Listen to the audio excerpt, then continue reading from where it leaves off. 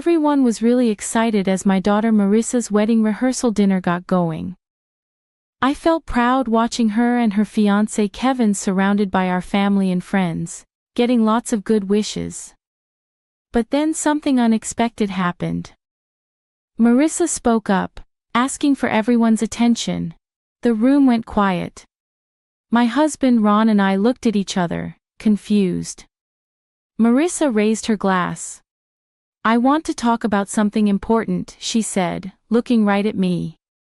"Elise, you might think of yourself as my stepmother, but to me, you're just someone I don't want in my life." The guests were shocked, and Ron looked really pale. I felt like I'd been hit hard, like all the air had been knocked out of me by what Marissa said. "What's going on, Marissa?" Ron asked, sounding shaky and shocked. "Don't act like you don't know, Dad," Marissa said with a sneer. "You know that Elise has been trying to become a part of our family since the beginning. Well, I'm done pretending she's not my mom, because she never will be."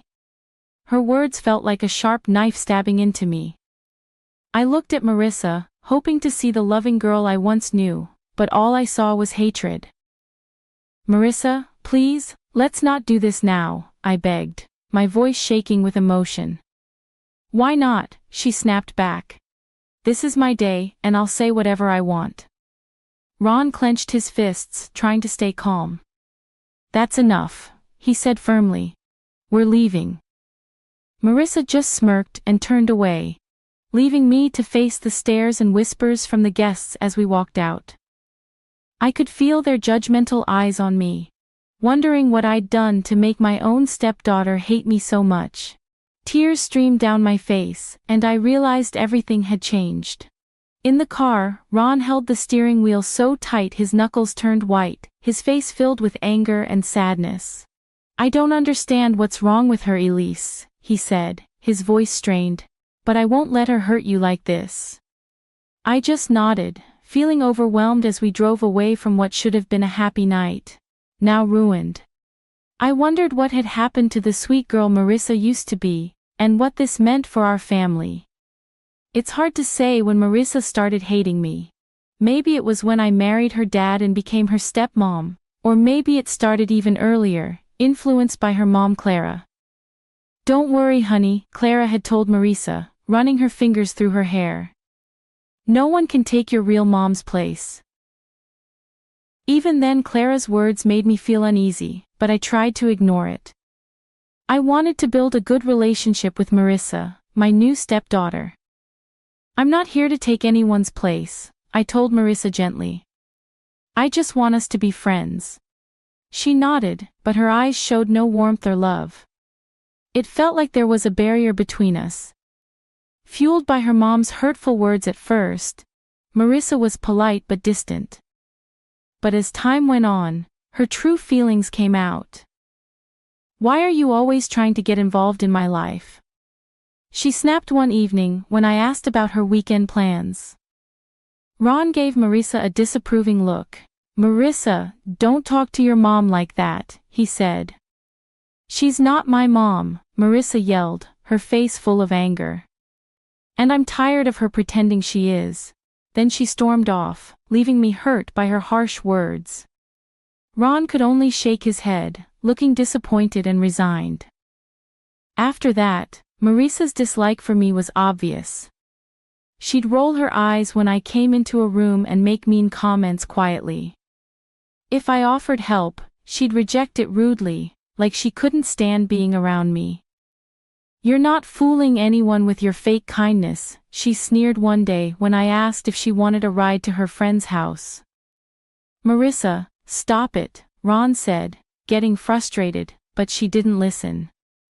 It was clear Clara encouraged Marissa's hatred toward me. Whenever we saw her, she'd smile sweetly, like she was happy we didn't get along.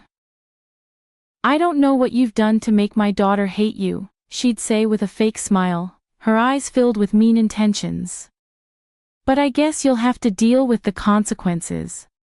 And deal with them I did. Marissa's hatred kept growing like a wound that wouldn't heal, making our family life miserable every day. But I didn't realize then that her hurtful behavior was just the beginning of something much worse. Marissa became even more manipulative and mean after she quit college without a plan for her future. She seemed determined to cause trouble in our lives, using our anger to get money and create a chaos in our family. "Give me $5,000 or I'll tell everyone how terrible you've been as a stepmom," she said one day, trapping me in the kitchen. I was shocked.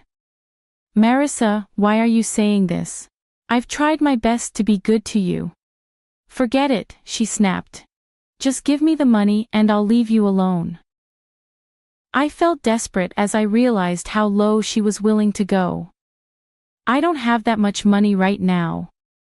"Then you better find it, unless you want everyone to know how bad you are." After that, it happened often. Marissa kept asking for more money, and her threats got worse each time I said no. Ron was stuck in the middle, trying to make both of us happy and wondering why his daughter was acting like this. "Please, just give her what she wants," he pleaded with me one night after another fight. "I can't handle all this arguing." But I knew that giving in would only make things worse. So even as Marissa's threats got scarier, I stuck to my decision. "You think you're so perfect with your job at the high school," she sneered. "Just wait until everyone sees who you really are." Her words scared me. I could only imagine the terrible lies she might spread, ruining my reputation with my coworkers and the students I care for. Through everything, Clara was always there, silently supporting her daughter's mean actions. "You get what you give, Elise," she'd say when she visited, making me feel even worse. "Maybe if you were a better stepmom, Marissa wouldn't act like this." Her words hurt so much, making me feel angry, betrayed, and lost.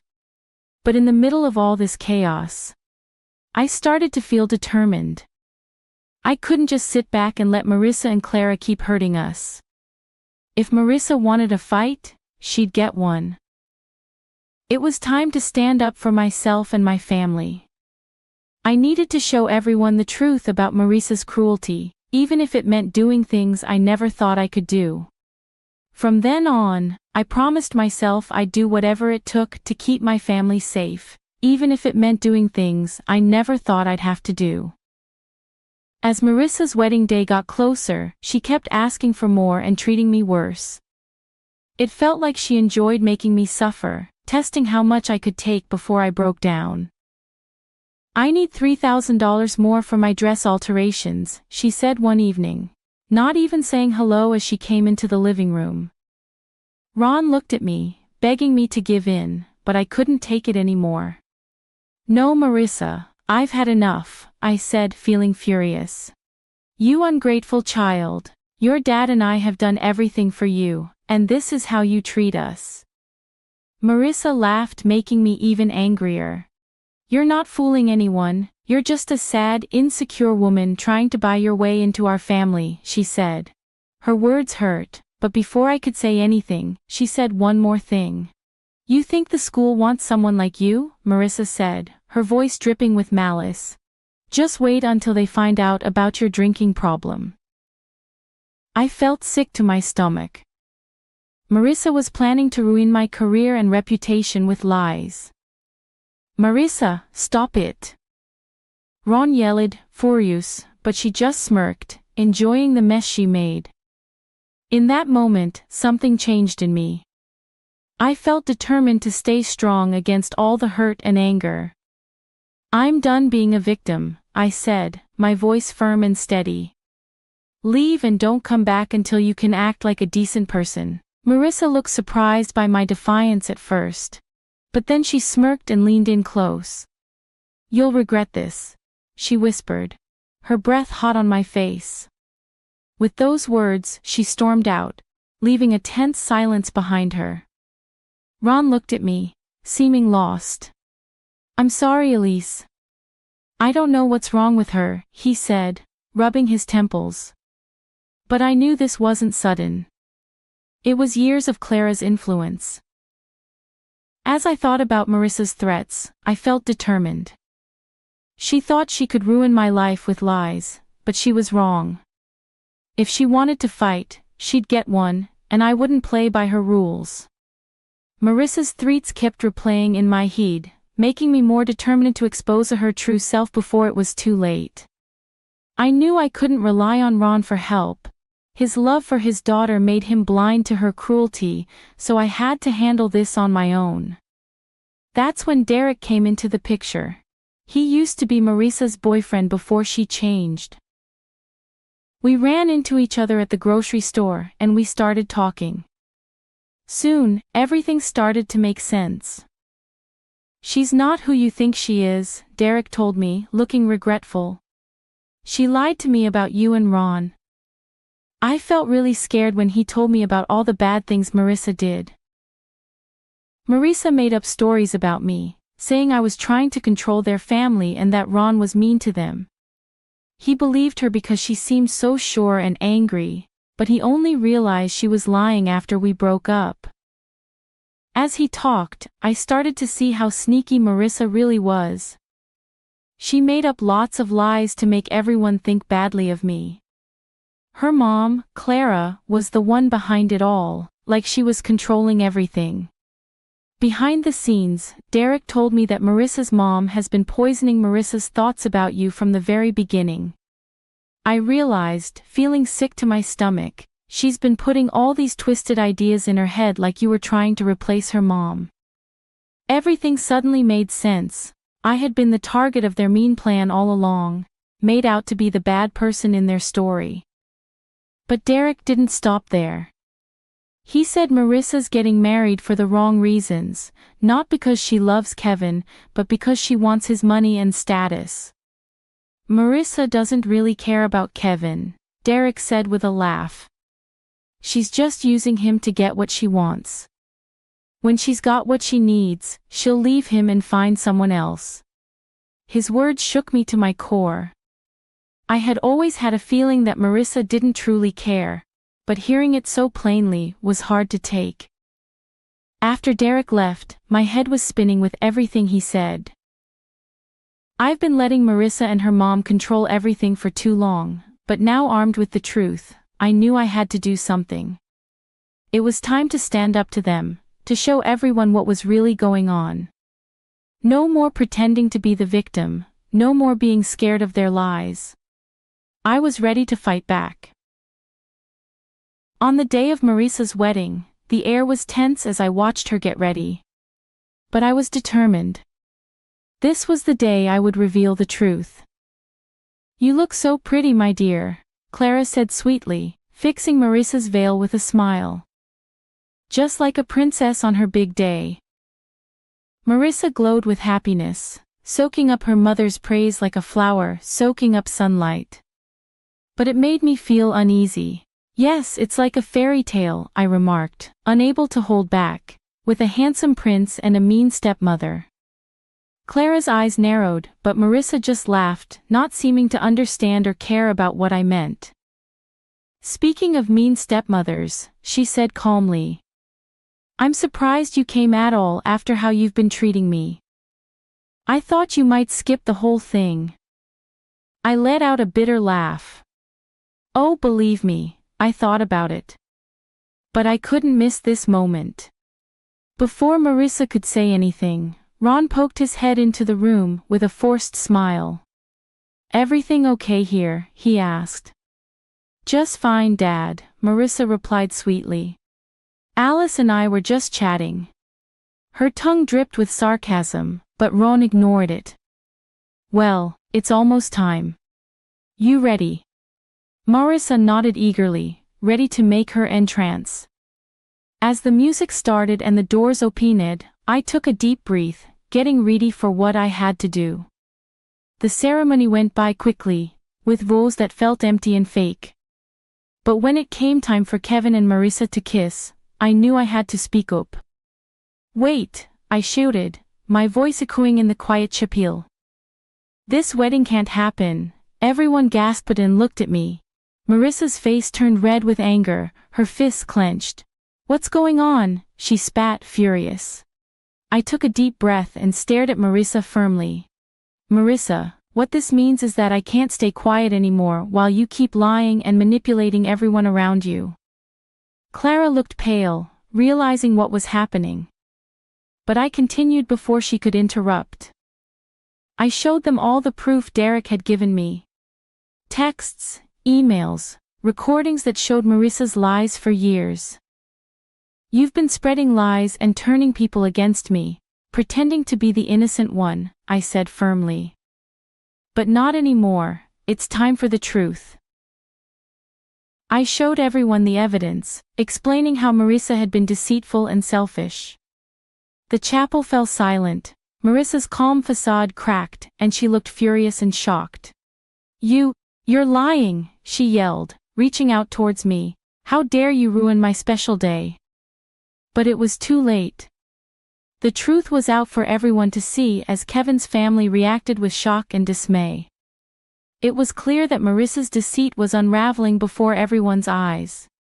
She stood exposed, no longer able to maintain her facade. Despite her past actions, I couldn't help but feel a mix of pity and satisfaction seeing her downfall. The truth had been revealed and I had won. Not through trickery, but by exposing the darkness hidden beneath Marissa's lies. The aftermath was chaotic, like a bomb had gone off in the room. The silence was quickly replaced by shouts and gasps as people reacted to the truth. "How could you, Marissa?" someone yelled, their anger palpable. "This was supposed to be my special day."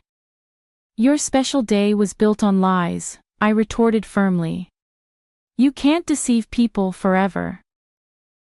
Marissa looked ready to argue, but Kevin stepped forward, his eyes filled with hurt and disbelief. "Is it true?" he asked, his voice trembling. "Were you just using me?" For a moment there was silence as everyone waited for Marissa's response. I almost felt a twinge of sympathy for her, almost. But then she put on that fake smile, and I saw the cold, calculating look in her eyes. "No, of course not, darling," she said, reaching out to touch Kevin's face. "You know I love you so much. Eli is just trying to cause trouble, like she always does." I clenched my fists, trying to control my anger. Didn't she realize that her lies were exposed? Apparently not, as she turned her angry gaze back to me. "This is all your fault," she snapped, pointing accusingly at me. "If you hadn't interfered, none of this would be happening." "Stop! Stop!" Ron's voice boomed, cutting through the tension. We all turned to see him, his face red with anger and embarrassment. "I can't believe what I'm hearing," he said, shaking his head. "My own daughter lying and manipulating everyone for her own selfish reasons." Marissa was silent, unable to respond.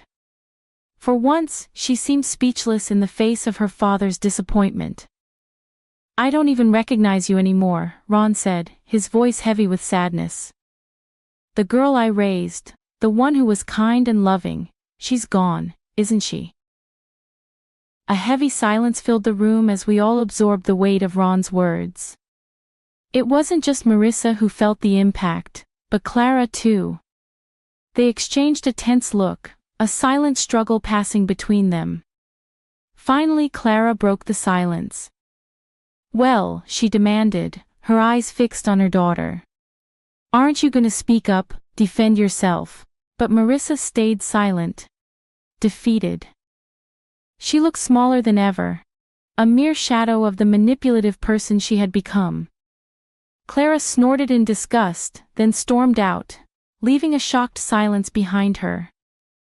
Kevin's family followed, their faces showing everything from pity to disgust. And just like that, it was all over. Marissa's big plan had fallen apart, leaving her dreams shattered as Kevin left, looking devastated. I felt sorry for him, he was just another victim of Marissa's games. But any sympathy I had was quickly replaced by a sense of satisfaction.